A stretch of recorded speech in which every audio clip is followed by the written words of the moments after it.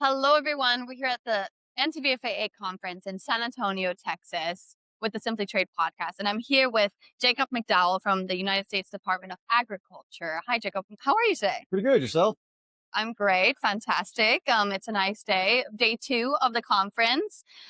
Now, you are a speaker here at NCBFAA. Correct. Tell me what your session is about. So we did the freewheeling with USDA APHIS, and what we really looked at was listening to y'all. At the NCBFA, you're our stakeholders. You're the one who really drive what we do, the motivation for what we do.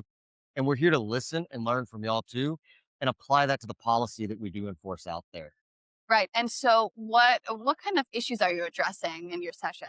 So really made it more open. And so we wanted to hear, tell everybody what our deliverables are. So over the last year, we've done a really big modernization push. The US government collects a ton of data. And how do we take that data? We want to give that data back to you to make informed decisions.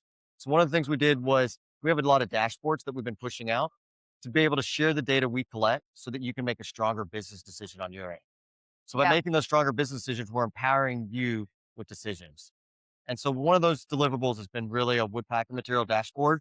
And now we're looking at phase two and making an additional dashboard for all pests coming in so that people can make those decisions before they ship and try to correct problems overseas. Right. There again, making trade faster.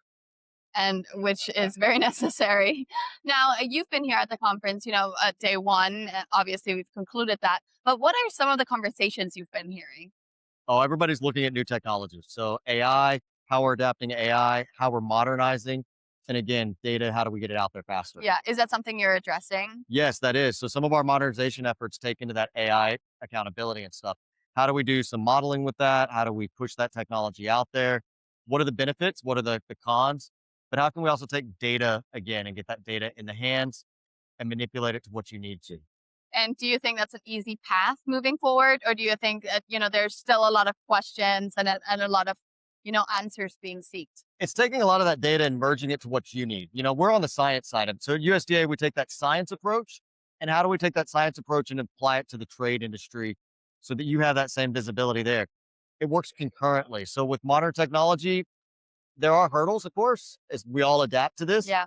But you know what? It really is moving faster. And it's good to see everybody's adapting it and wanting to engage in it versus pushback. We're not seeing much pushback. Everybody wants in on it. I'm glad you said that you're not seeing much pushback, which is so important. Now, moving forward, where do you see it going? Do you see any upcoming issues, or there's a lot of uncertainty, but how do you deal with that?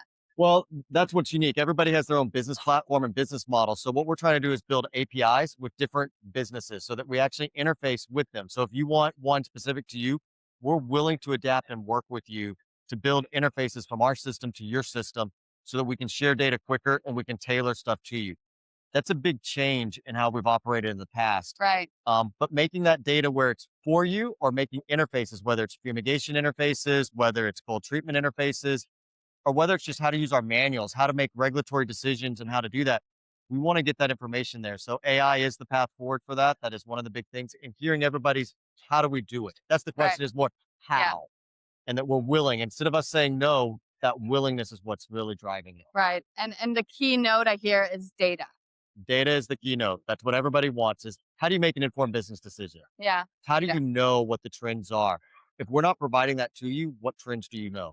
Right. Right. So thank you so much for speaking with me today, Jacob. I think it's a session that should be attended and that should be listened to. So, I mean, it already concluded, right?